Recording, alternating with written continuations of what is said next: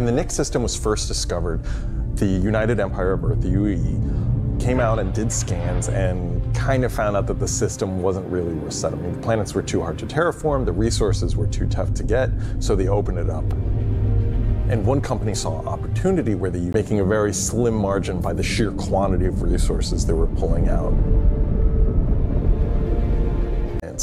Who were a group of revolutionaries who were trying to overthrow the dictatorship of the Messer regime that was going on in the empire at the time.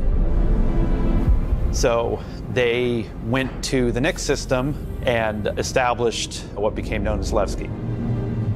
They wanted to make it everything that the UEE wasn't at this time. They set up what they saw as their ideal society, where everyone's voices would be heard, where everyone would be equal. So Nyx today is kind of at an interesting point in its history. So the Nyx system is a remote system where people want to go and live free outside of the... The Pyrostar is quite a warm star. Stanton star is quite neutral. And the Nyx is a little bit cooler. The system, and it has points of light scattered around it, and those points of light in this gas cloud is really, really hazy. So because Nyx is bordering Vanduul space, it was important that we have a gap in the Nyx gas cloud where you could sort of just, in between the clouds, see a piece of the Vanduul space. It feels so close that it's even like protruding some red light. More dangerous POIs. So if you point your ship in the direction of it, you should find, as we build it out, that you will be in more and more danger.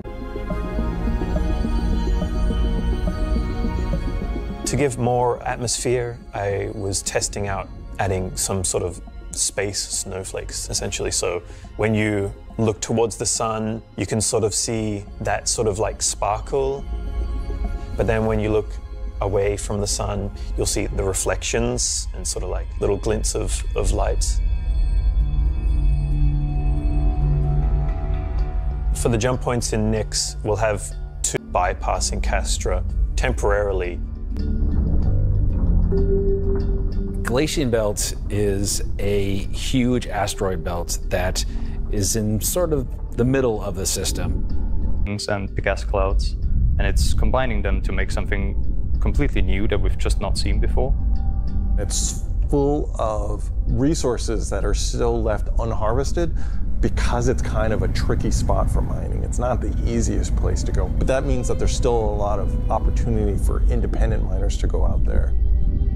So the rocks in Nyx are very different from those in the Pyro and the Stanton. One of the big differences too is all of that extra added movement that just adds a little bit of extra flair.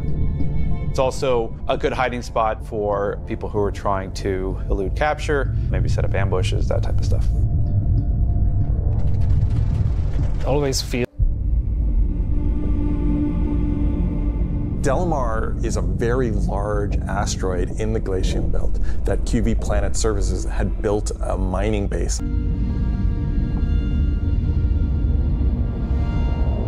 Levski is our first and biggest social outpost for Nyx.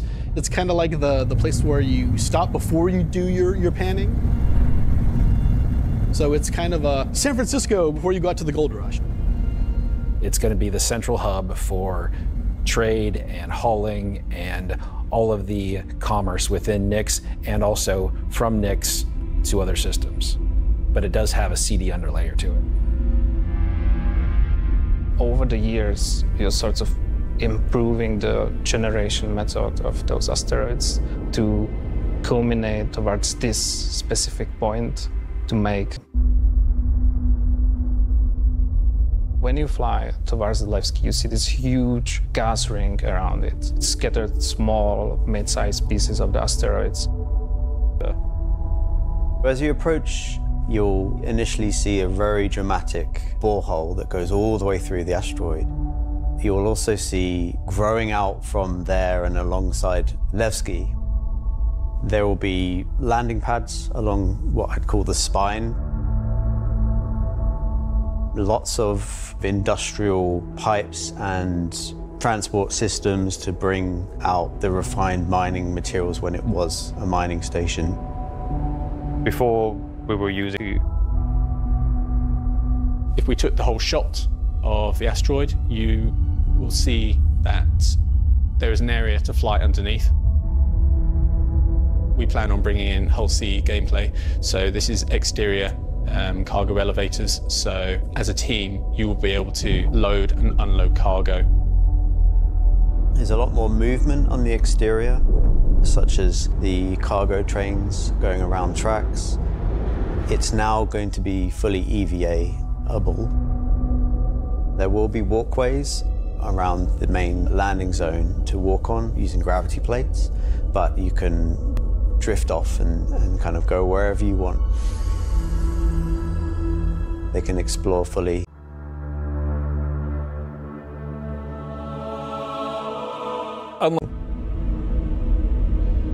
We've had Levski before, and gracing the main lobby of Levski is a large statue of Anthony Tanaka, who was a child worker. And was being worked to death, all of them were. And Anthony Tanaka just had a break and just said no, and stood up against the foremen, the supervisors, the managers, the guards, and was killed for it. And so he became a sort of a figurehead.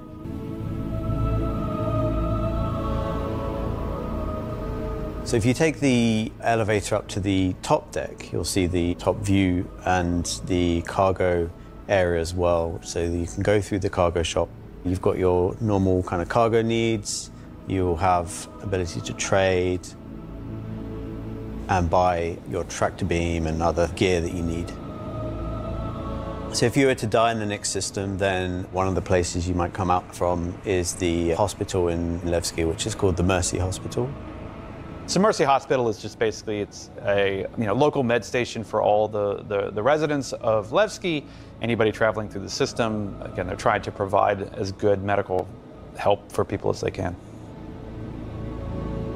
And then you will take that transit to the HAB room.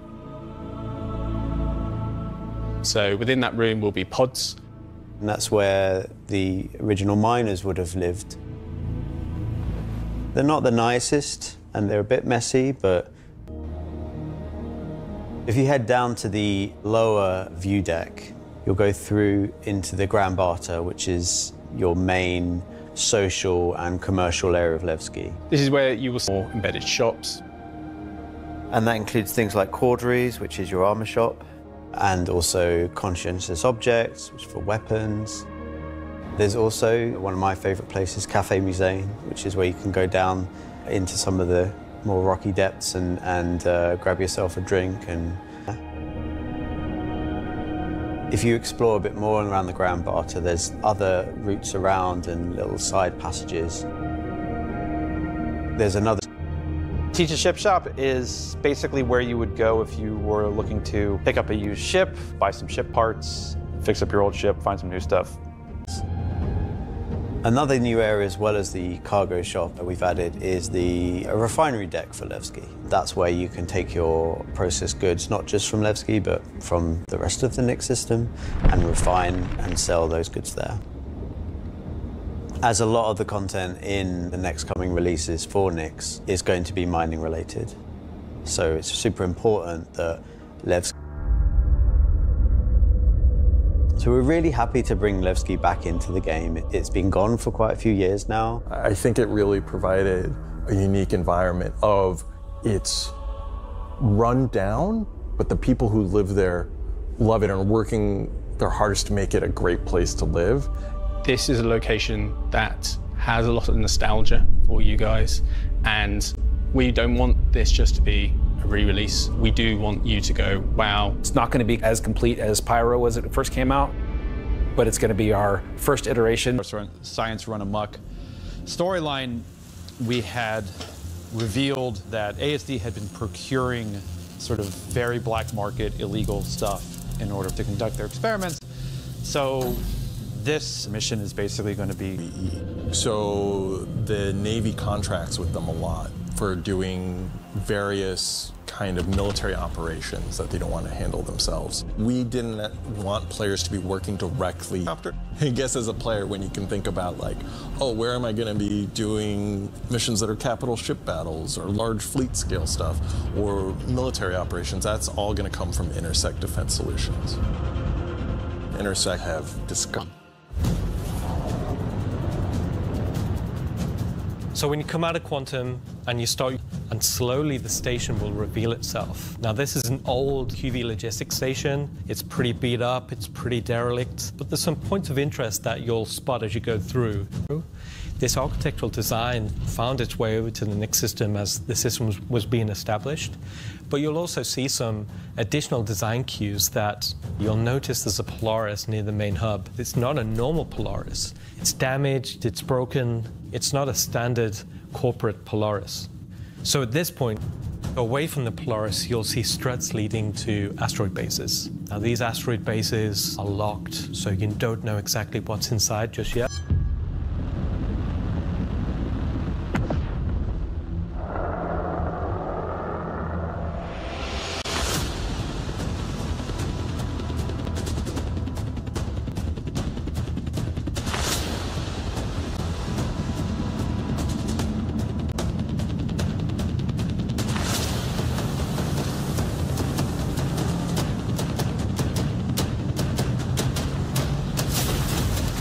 First time.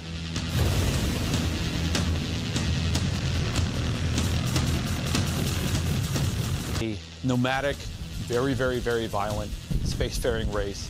They've been striking out against outposts and such in the Nyx system. They don't really know what they want, don't know why they're doing it, but it seems like whoever's running the station. Vanduul raiding parties have been arriving in the system, and they're unaffiliated to any clan. The small groups coming in and picking at them. But as time goes on, those raids... Glaives and blades that we all know and hate, and a new craft for the PU, the Vanduul Stinger.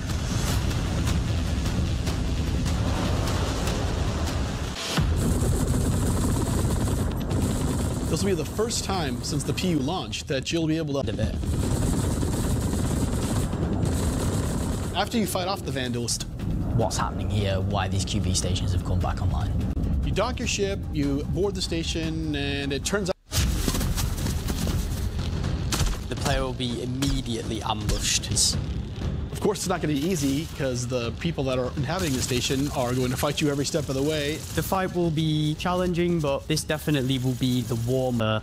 What exactly is going on there, who these new people are. They'll be in unfamiliar armor, they'll be wielding in a new place, in a new territory, fighting a new faction. So after you survive this initial ambush, to explore the station and collect as much information as you possibly can.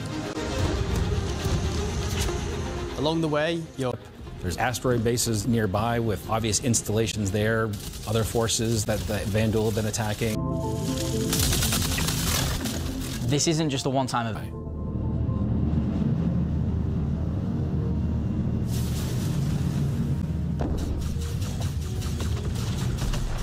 Be, I think, a heck of a lot of fun. So this marks a great milestone for us for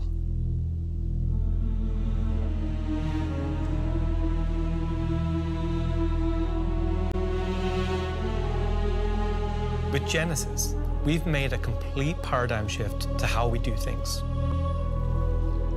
Biomes are now created based on the physical data sets, with the assets being spawned whenever and wherever the correct criteria is found. So when you see a forest or a meadow, it's no longer because an artist painstakingly crafted it there. It's now because it simply wants to be there. It fits inside our rules. Genesis also ties into our other gameplay systems. Our new planets are built from the information we create for our different datasets, like height maps, humidity, temperature, soil type, soil amounts, geology erosion data, to name but a few. This means you can now tell where to find valuable minerals as the geology looks like it would be suitable for it. Where scree piles exist below sheer cliff faces, and where rocks have broken off over time due to erosion. Of course, these new tools still give us the ability to direct the look and feel we want. The attention to detail from the tallest mountain to the smallest flower is still our core DNA. With Genesis, we can now keep that detail-orientated mindset as we focus on the quality, and it provides the quantity.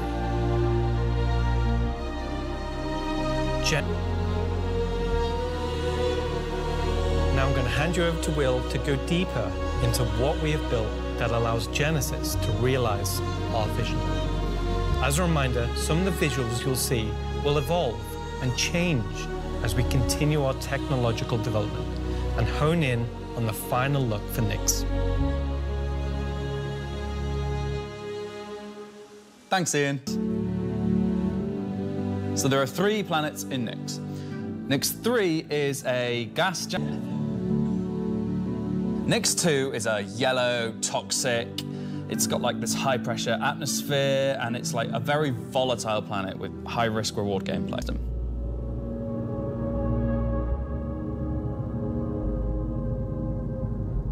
Nyx 1 has got a diverse set of biomes, from weathered rocky mountain ranges to vast sweeping forests and grasslands, and from damp expansive wetlands to claustrophobic festering swamps.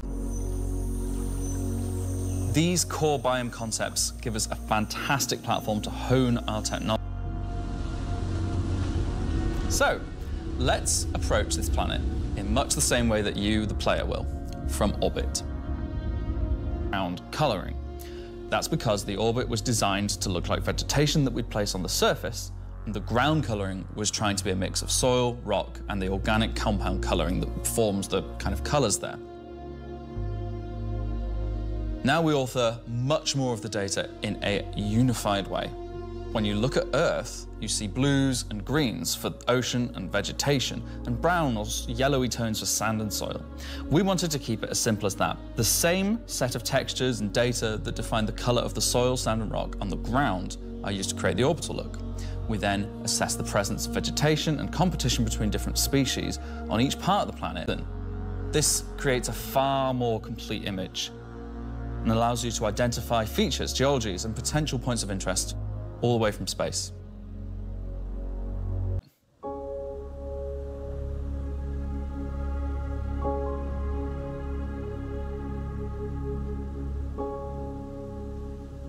When we approached the surface of the planet, we wanted to start by focusing on just the soil and rock. One of the things that was missing from our terrain previously was simply feature complexity.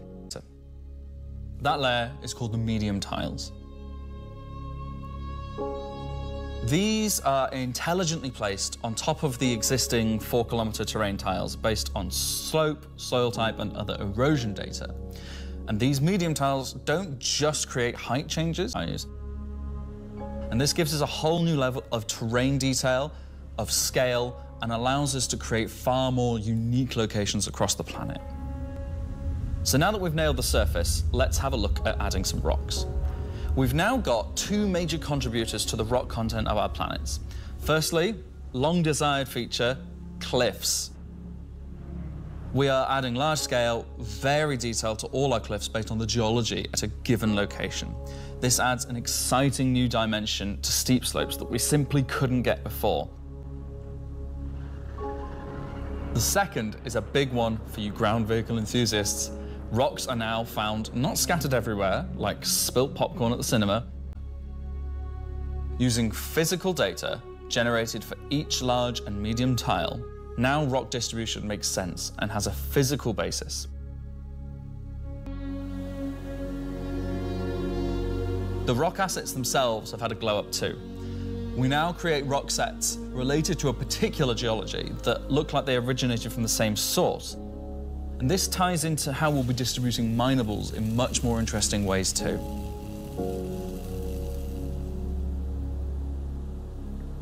So now that our base terrain and rock scattering looks good, let's add some vegetations and explore some additional biomes.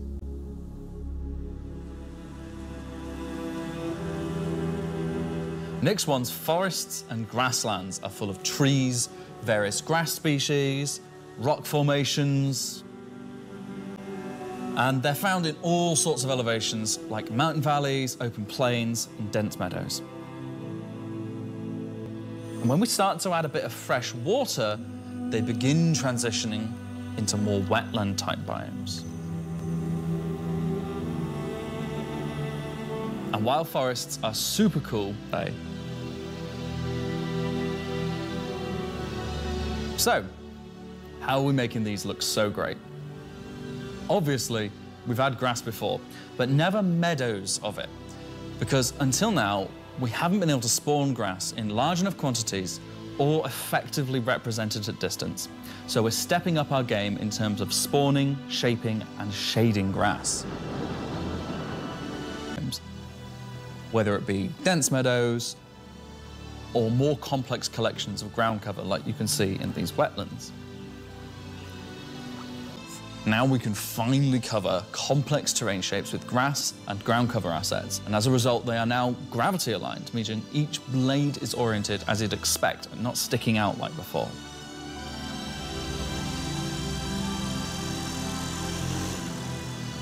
Next, let's take a look at how we light our grass.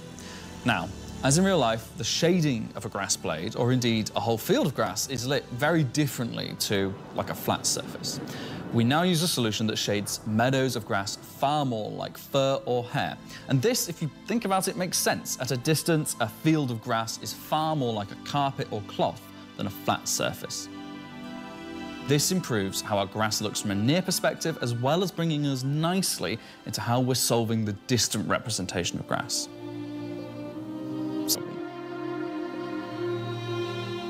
One of our biggest achievements with Genesis is allowing us to build beautiful biomes out of flora and geology assets like a building set as well. Because we don't hide planetary transitions and allow you to view complex regions from very large distances, there are almost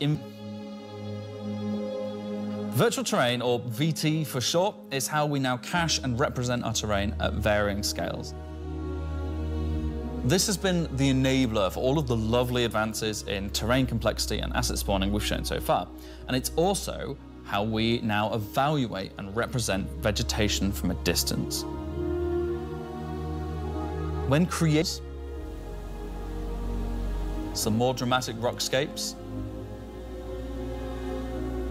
those muggy wetlands, or even our festering swamps. So yeah, we didn't forget about the swamps, and they're coming to Nyx 1 as well.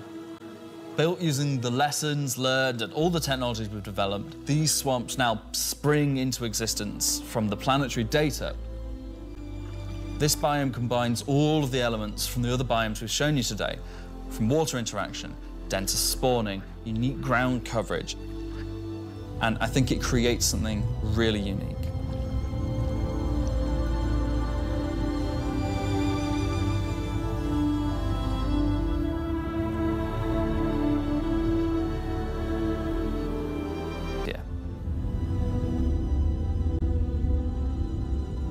As you can see, Genesis is now inspiring everyone here to create planets of the quality and believability we've always strived for.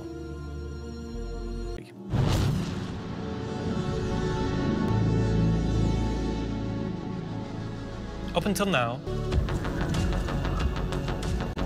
these are exactly what they say on the tin. So there'll be high volumes of cargo that kind of fulfill the purpose for the Hull C and the other series of Hull ships. And there'll be a few sort of more direct routes. So you might pick up some and go through the jump point to Stanton and drop it off there at one of the LEOs. So if you've never sort of experienced the jump point too,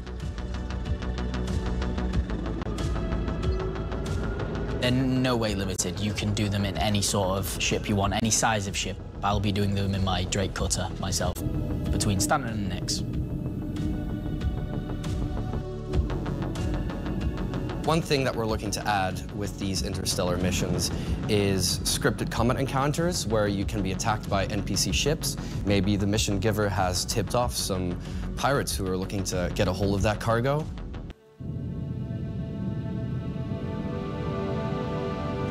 At the start of the show,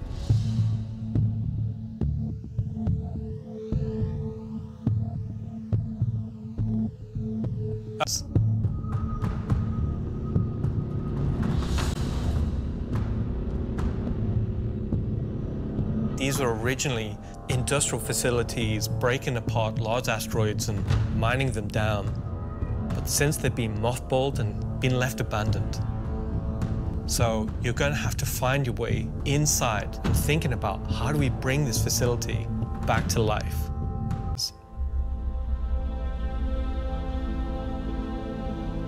One of the main features is the laser head, which will require certain things to get working. It's up to you and your friends to find how to get in. There'll be a variety of options. Whether you're discovering the bowels of the station and mining your way through long-forgotten tunnels, or you're going through the main laser entrance. Now, as you're traversing through the facility, you'll find the old engine room. Now, there may be ways to bring the facility back to life, kickstart the engines, and bring power to different parts of the facility. The secondary gameplay loop is FPS combat. You're not there by yourself. There may be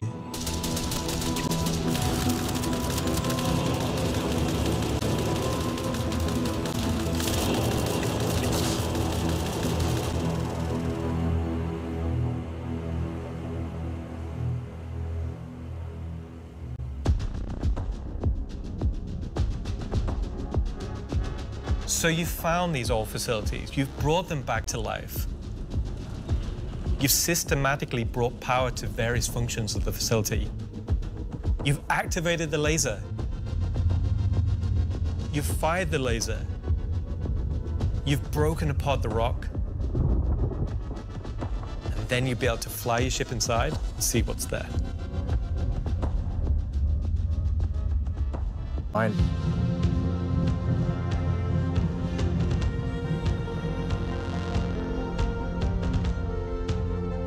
I'm really excited about Rockwrecker because it's a sandbox activity.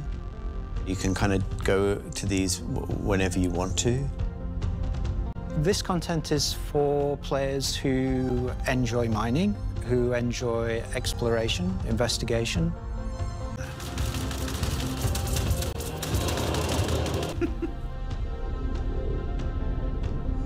It's for people who want a lot of minerals. When crafting comes in, when all the other mechanics and features that we want in the game for 1.0 come in, minerals.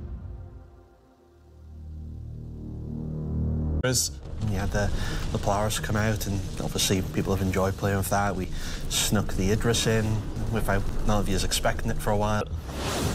The Wolf, obviously a return of Kruger, a completely new aesthetic to the game. The Wolf was, you know, it was kind of everything we set it out to be, and it revived an old manufacturer. We've not seen anything from a while, so. The Golem, I think, is just an incredibly well-formed ship in such a small package. It really just shows off that Drake aesthetic, giving you the absolute bare minimum needs. I think it came out really well. It's kind of hard to pin down a favourite, to be honest, because we've released, you know, a lot of really cool ships. Anvil is a very military-based brand ships designed, such as the Hornet and Lightning. Earlier this year, we introduced the Anvil Asgard, based on the Valkyrie chassis, which is an extremely popular offering. Damage. We don't have a lot of gunships in the game. They're true dedicated gunships. They are quite a tricky archetype to control in game without being too powerful. Just built purely for battle. It's got lots of armour. It kind of reminds me of, I guess, like a pit bull. Obviously a very menacing silhouette. In its stance, it feels like it's coming towards you even when it's just sat still, and I think that's something. What you'll then see is the first of the side turrets. If the notice the canopy, you'll see that there's a fairly thick space between where the glass is and the whole exterior. That's because it has deployable armor, which can come out and give you a little bit more cover while you're actually attacking the target head-on. Wings with the turrets out on the sides, just to try and give as much kind of range for those turrets as we can get. You'll see a rail.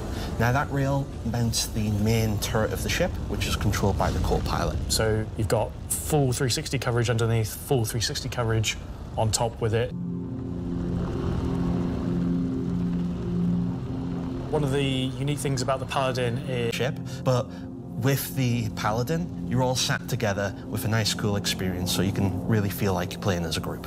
You've got the pilot, co-pilot up top, and you've got the gunners underneath, and I think that helps with the intention of what the ship does, because you've got this really nice kind of like gunner viewpoint. We added a glass floor just to keep the two connected. I think that really helps with the feeling that you're all in. You can still fly it and engage in combat solo. Obviously not as good as if you have a full crew, but as a solo ship, it's pretty capable of doing a variety of missions within Star Citizen. So if you want to run this ship solo, you can take on combat missions that... Coming aboard the Paladin Armory Ready Room area, you have a variety of suit lockers and weapon racks in this room. Improvements from the original concept is we've added a small dedicated cargo bay area, allowing you to store actual SCU crates. Forward of that is the route to the lower gunners, and then upstairs you have the bridge area, and then off that central area you have the dual living quarters, one on the left, one on the right, and then at the rear you have the main sort of engineering area where the majority of the components are. You also have a little breakout area with seating, food machine. I think it's a very cool looking ship. I think we did a really nice job of taking what was there in the concept and adding an extra level of detail and trying to solid military ship. It's really complementary to some of the other ships in the Anvil lineup, so something like the Valkyrie, where you've got this big dropship, you know, the Paladin's there just to... And they all kind of work and operate under the same conditions, you know, the pilot, co-pilot and the two gunners, they're basically all... So that's the Anvil Paladin. Whilst originally a military-built craft, it's the perfect ship for folks on the frontier trying to defend against threat. Xperia are a high-end manufacturer. They specialise in recreating exotic... Effectively what they're doing is they're remanufacturing them, making them a little bit more suitable for kind of human flight. The Vanduul are big, scary space aliens. They're like 7-foot-tall, evil war race that sort of take over, steal technology, absorb it. The Stinger as a Vanduul heavy fighter was reserved for their higher tier sort of ace pilots or... The Stinger, or I guess the Scorpius. It packs a lot of firepower in quite a large frame, so it's a craft. The firepower is almost unrivaled in terms of just both the number and the size of them. So it's there for players who don't want agility. They don't want to be in and out quickly. They want to be there brawling with... One thing Xperia have done differently with the Stinger is... They heard everyone's complaints about the glaive and blade and have stripped off the original Vanduul weapons to allow customization with any of the existing lineup that we have in the game. By doing this, it provides greater flexibility to the end user, and this is something Xperia wanted for the civilian market. As the existing size 5 plasma cannons on the Scythe and Glaive, but it is a sort of Gen 2 model. See, they're very much older Vanduul styling. This is much newer Vanduul styling, but underneath it is... Our job as the vehicle art team on the PU was to take the Stinger from the squadron team and prepare it for life in the PU. We kind of hard surface, kind of rare alloyed kind of wings, and then underneath this real kind of organic structure that kind of webs all of the ship together. You know, it connects the thrusters in, it connects all the kind of underside of the vehicle and pulls the whole ship together. You can tell it's very different from the Vanduul ships that are currently in the PU. That gives the cockpit quite a unique shape compared to some of our other ships, and also gives the pilot a unique position within the ship and kind of gives great visibility out the front. Sure. You're going through a ramp at the rear, and it leads you kind of straight up into the belly of the ship. There's sort of organic detail, rib cages, kind of strange alien forms. On entry of the cockpit, the seat kind of comes down towards you, and you're basically riding into the cockpit. It feels very much like you're being like carried. Prone flying pose that Vanduul pilots use. I'm very happy with the Stinger. I think the team done a really good job of making something that feels different. It feels alien, but it... Vision from the original Stinger and Vanduul ships in Squadron. We've tried to take a lot of inspiration from movies and other science fiction material. But so we have the Paladin for the People's Alliance. We have the Stinger for people that really like Vanduul. So Gray Chowdhury got his start as he was working at a cargo center out in Odin.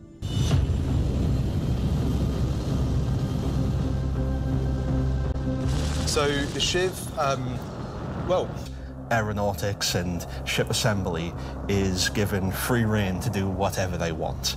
It's the best of whatever they can find lying around, put together to make something truly unique, wonderful, arguably beautiful. At first glance at the exterior of the Shiv, I think most people is more than a fair proportion of the Cutlass visible there, but it's had quite a few changes to it. As you look a little bit, you've got, you know, main thrusters that are from the Valkyrie. Even the bits that are the top turret, which is now remote, it's just this hodgepodge amalgamation with multiple other ships' turrets. And then the changes continue onto the inside where, again, it sort of feels Cutlass-like, but then you'll find there's bits of Crusader ships just integrated into the wall instead of what was there originally. Gained visually more powerful thrusters. It's gained a really kind of nice set of belly thrusters. There's like loose cables, panels are exposed. If you look... Yeah, it's one for doing stuff and then you need a second one to wash your hands. Ethos of Drake and moved it down a level, which I think is quite an achievement. Just look at this thing. How do you even begin to describe the madness that created this?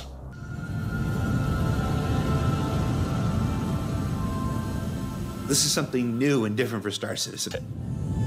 I think the Shiv is for someone that is looking for something a bit different, a bit away from the norm, that just wants something... You like a rustic aesthetic? It's a fun ship, but it's also really strong, to be honest. And I'm happy with the 3 ship offerings. They are obviously very combat heavy. There's something we wouldn't normally... Rocket launcher, the LMG, and Space AK. I think this is the one that not only it's a fun rifle that basically fires energy and ballistic. So your first shot will be your ballistic, your second shot will be the energy. You'll see on the top of the art there is a bomb that goes off with the ballistic shot, but it does not go off with the energy shot. And that is just like a really fun way of making a weapon work in kind of like a scrappy... The LMG, this thing is a really fun beast. It will bring the 50 cal, and the only other weapons that have this right now in the verse are the Bearing Sniper Rifle and the Coda. Honestly, if you even get hit by one, you just instant tier 1 injury, back to medical. Are you even trying anymore? Give me a scrap-together box that fires the biggest thing you can possibly find. It will be 3 grenades straight together that you pull into the tube. And so it's going to have a lot of spread. So essentially, you're going to have to get very close with your launch. we don't have anything like this in the verse, and... in a hand. And it worked. So we've got some really cool binoculars coming that allow you to spot people from distances.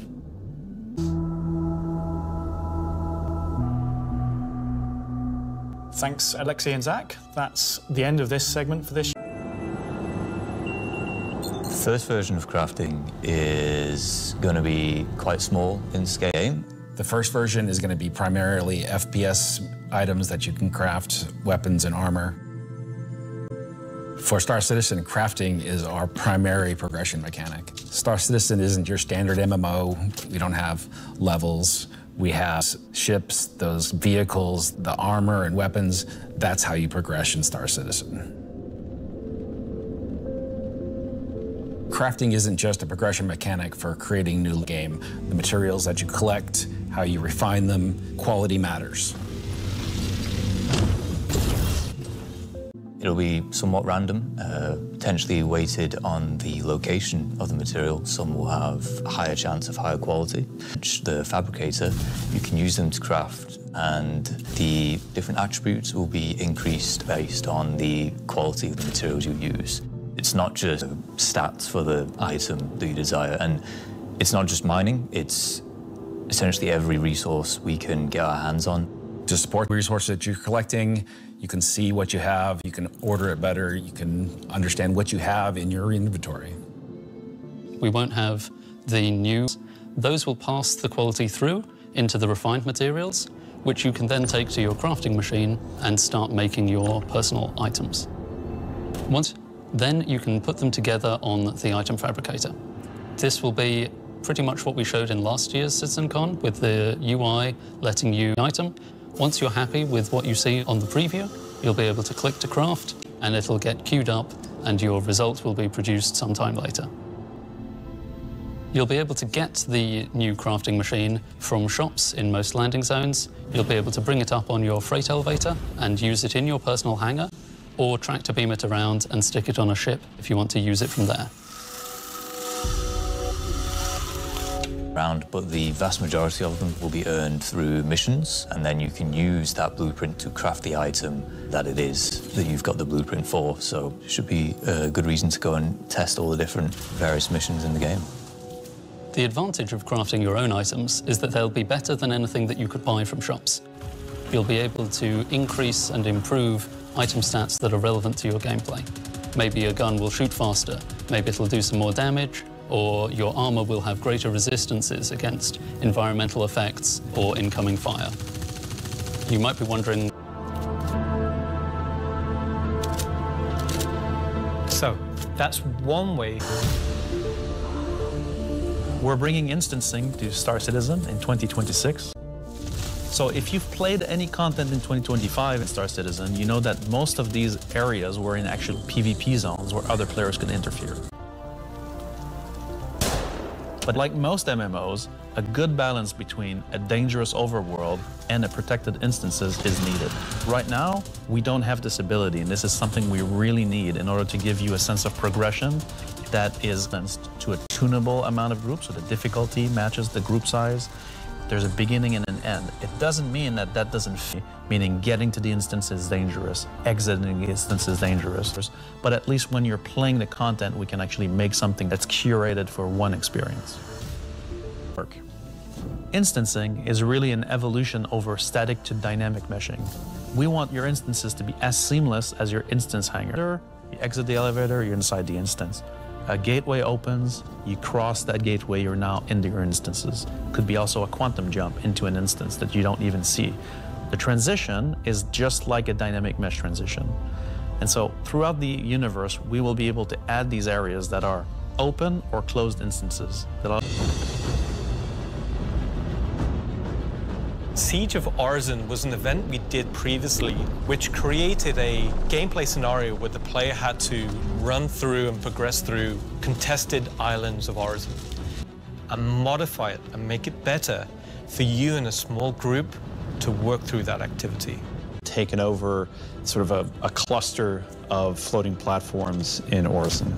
And you are there to...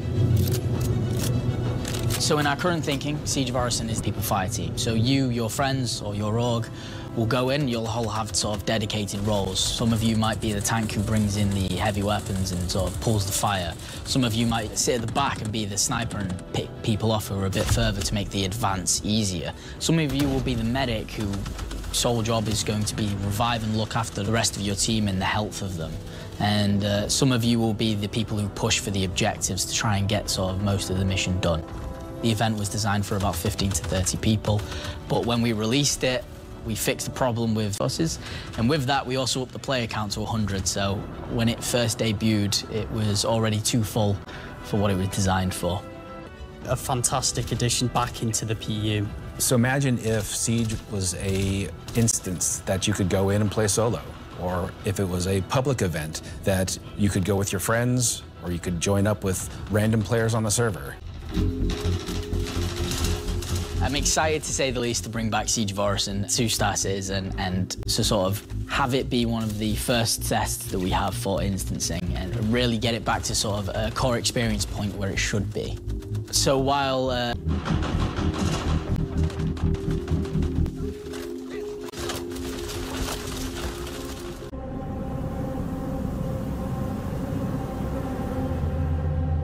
So inside the facility, you'll find huge vaporization chambers, old processing plants, industrial tunnels, and eventually into the old turbines, which are still pumping heat into the old rock. So this is the true history of Levski. This is a place where you won't see Norville, you won't see Night 18 or the other landing zone. It's the pure basis of Levski.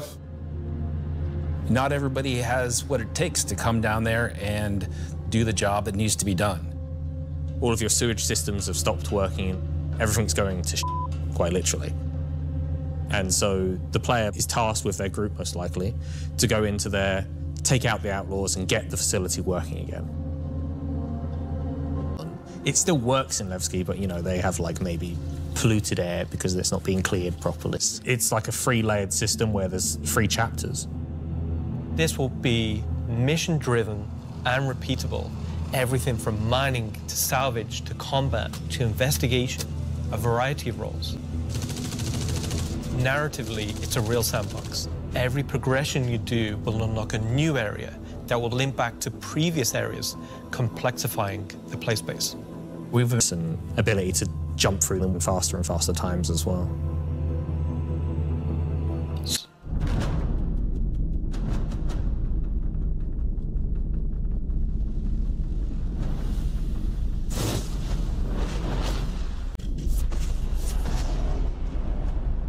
When you arrive, you will have this big asteroid, kind of broken asteroid, and on this you will have this space where you will find 3 big arms. You will see at the middle, you will have this big energy core. Everything here has a purpose. It's not just for the show, just something nice to see. You'll see a People's Alliance-owned Idris that's just on the outside, and it's going to be getting harassed by this unknown faction that you have met before. So your first objective here is to clear out the ships. There'll be waves of these ships, so this is where you want your light or your medium or your heavy fighters, whichever playstyle you prefer.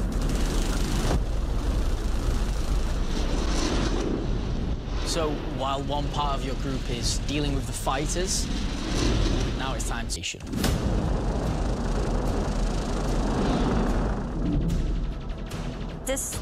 Somehow they've incorporated Vanduul capital ship killing turrets.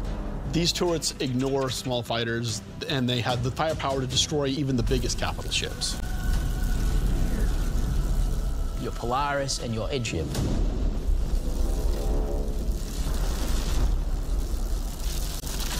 You have to send out your best pilots to navigate the superstructure and take down anything that may damage your bigger ships.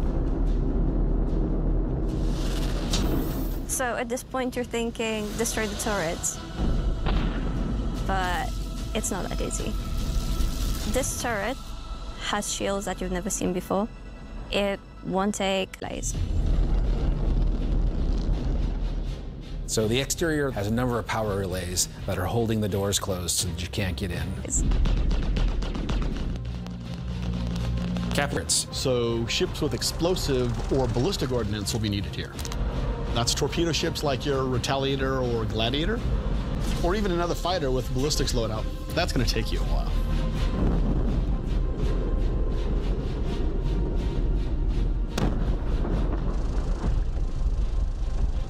Once the power relays have been taken down, the station opens up.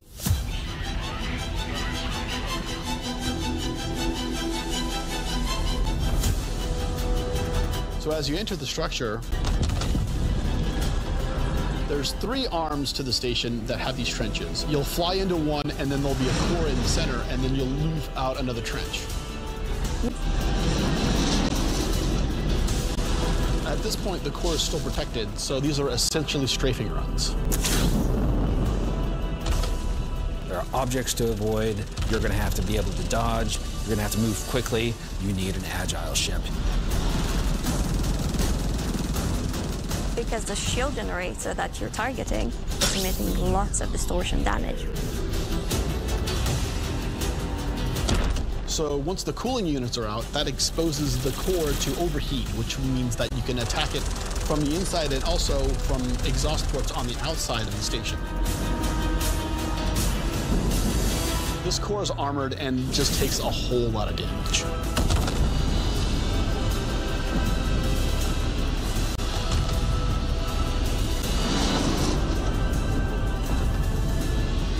Once the power core goes down, the turrets come down, and then the capital ships can get closer. Why is that important? Because during all of this, you spend a lot of ammo and munitions and ballistics, and you're going to want to top up. You're going to be able to land in the hangar of select ships and be able to use the same interface as you are right now at stations to refuel and rearm. It's specifically for ships like the Idris and the Polaris and other ships that are designed to have other ships land inside them. If you're not bringing your own Idris, the People's Alliance has an Idris there. The Storm allow you to set back up and head back out. And it's a good thing that you've rearmed and refueled too, because now another group of ships is coming to attack the People's Alliance Idris.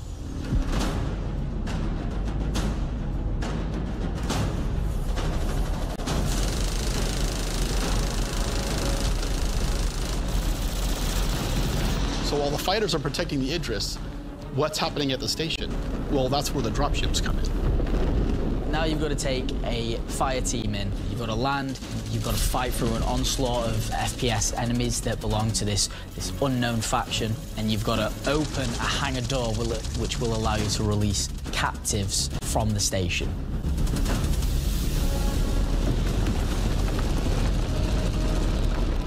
After you've opened the door, safety.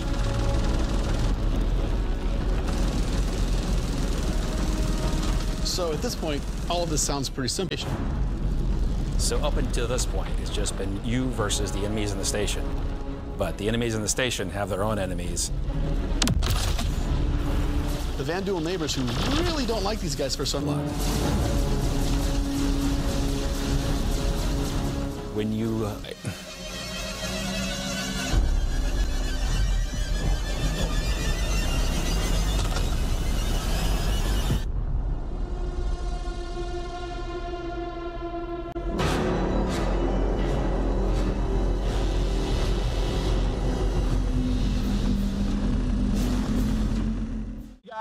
Intense fighting today. Before that next mortar hits, do me a favor and click this button right here.